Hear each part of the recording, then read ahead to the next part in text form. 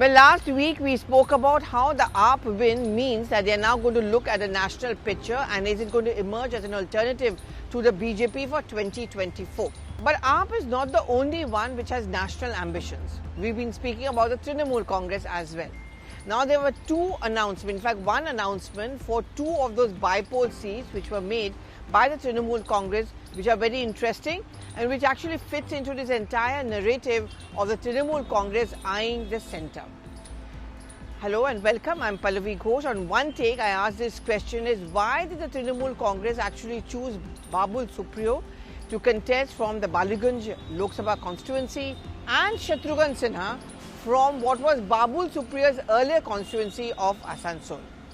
Is there a method behind this announcement? Yes, absolutely. There's a lot of thought, there's a lot of planning and a lot of strategy which has gone behind this announcement. Let's focus on Shatrughan Sinha. What the Trinamool Congress certainly hopes is to do khamosh of the BJP and the other political parties as well. Shatrughan Sinha, Bihari Babu, not a Bengali, and many of his political opponents and that of the TMC are likely to say this is Bohiragoto or an outsider who is now stepping into Bengal politics. But that's exactly what the Trinamool Congress wants. They want a non-Bengali belonging to the Trinamool Congress sitting inside Parliament. This fits into the larger narrative of the Trinamool Congress now no longer focusing only on West Bengal, how Mamata Banerjee wants to emerge as an alternative to the NDA and the BJP, or at least play a key role in that.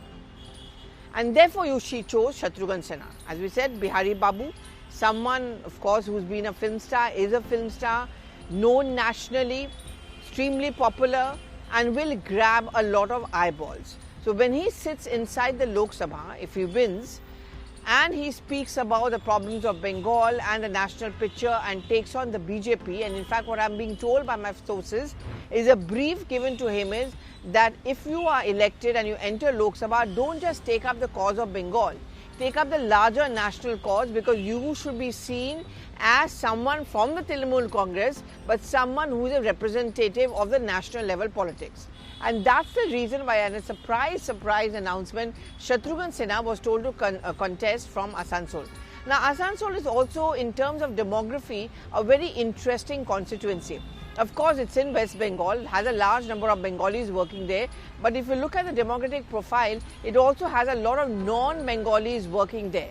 A lot of people from, say, Bihar, from other states as well. They come there, they settle down. In a sense, it also has a somewhat cosmopolitan culture. And that is what the Trinamool Congress wants to tap, and that's the reason why Shatrughan Sinha was actually chosen to contest from Asansol, which interestingly was the earlier constituency of Babul Supriyo. So his task is going to be come to Lok Sabha, take on the BJP, someone who was at one point of time associated with them, then the Congress party, and someone because of the fact that he's a Bihari Babu, he's going to get those politics over there and also capture the national or the Hindi heartland narrative for the Trinamool Congress. See, one thing on which the TMC is certainly going to be on a back foot, especially vis-a-vis the Aam Aadmi Party, and where the AAP certainly has an edge, is Mamata Banerjee has a language issue in the sense that she's obviously not very comfortable in speaking Hindi. The TMC for a long time is still going to be seen as a party which belongs to Bengal. Now, if they want to spread on to say a Tripura, Meghalaya, Arunachal Pradesh, that would be considered to be perhaps more comfortable or easier for a party like the Trinamool Congress, which has a base in Bengal, and Tripura and all we know has a large number of Bangla-speaking population as well. But no, she knows and she understands, and she also wants this, that I want to look at the Hindi heartland, because that is what matters. And therefore, she goes to campaign in Uttar Pradesh. Sometimes she went to Haryana once, if you remember. Ashok Tamar of Haryana, who was with the Congress party, joins the Trinamool Congress. All of that is an attempt by Mamata Banerjee to ensure that she has a footprint in the Hindi heartland. And that's where Shatrughan Sinha fits into the picture. Someone who's from Bihar, understands the language, someone who's known outside of Bihar and West Bengal as well. So obviously he's going to be used by the Trinamool Congress to campaign in other states as well when the campaign begins for the Lok Sabha elections of 2024. Now, that's Shatrughan Sinha. Why Babul Supriyo in Ballygunge? Well, again, Babul Supriyo is a singer. You know, apart from having been a member of parliament from BJP, his critics can always argue that how many people do actually know him, but as a singer, you know, he is known. He sung a lot of popular Hindi film songs, Bollywood songs, if you remember the famous ones from Hum Tum also, where he sang for Saif Ali Khan. So these are the ones where people think, and the Trinamool Congress's calculation is that again when he sits in Lok Sabha, if he wins from the constituency in these bypoll results, he is going to capture the national narrative as much as he can. He's of course going to be speaking in Hindi, his Bollywood connection, songs for them, his connection with the Bollywood stars, all of them could push the national narrative for the Trinamool Congress and therefore look beyond West Bengal.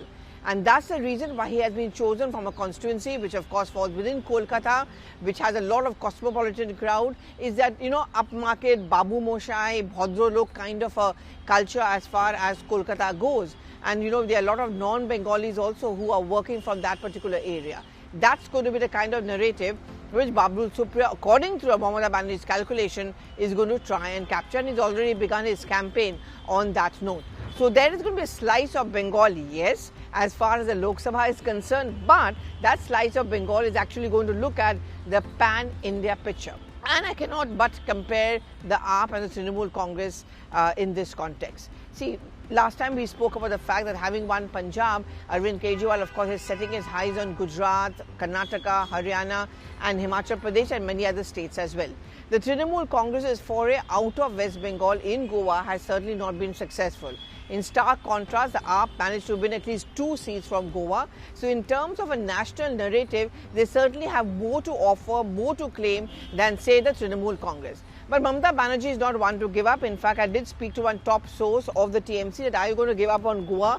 They're saying no, we are not going to run away. We are going to be very much over here. And in fact, when I was in Goa recently, I saw a lot of posters and placards and hoardings of the Trinamool Congress, which has been completely blackened. The faces of Mamata Banerjee have been painted black. Messaging going to TMC is that, boss, you cannot step out of West Bengal. You know, if a voter wants to vote for a political party and they are looking for an alternative, they also have to look for a party which they feel that they can relate to it or they can be a resonance. In that context, the TMC, perhaps many would argue, made a mistake of heading out of West Bengal so far beyond. TMC, of course, doesn't think so. They say you have to show that you're ready to take the risk. You're ready to make that attempt. And that's the reason why the Trinamool Congress doesn't want to give up on Goa as well.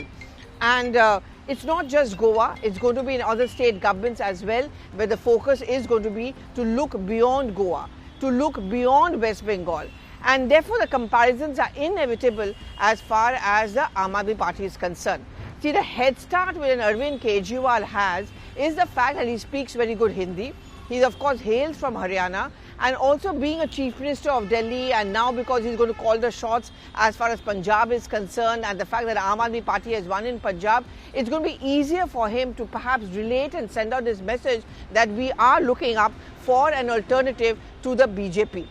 And therefore, we have these national level ambitions as well. Now, for the Trinamool Congress, I think the game is going to be tougher, which is why she's trying to take that step.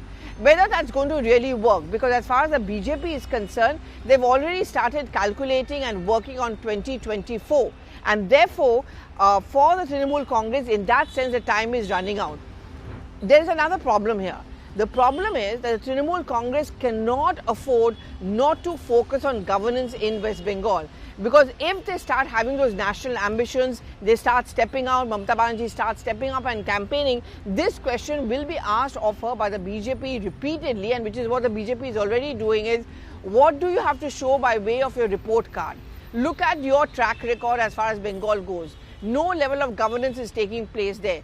Should any voter actually trust a party like the Trinamool Congress and actually even think of them in terms of a national perspective? But I think Mamata Banerjee is not one to give up. She's obviously being driven up by the advice coming in from Prashant Kishore, and that explains the reason why Shatrughan Sinha and Babul Supriyo have been chosen. So the game is on for 2024. Ambitions of opposition parties are certainly sky high, not just of AAP. And the decline of the Congress party gives hopes to parties like the AAP and the Trinamool Congress that if we start preparing for the national picture, then people are going to start looking at us. Do give in your reactions on our social media timeline, and any questions you want to ask, we would be happy to answer. Thank you so much for watching.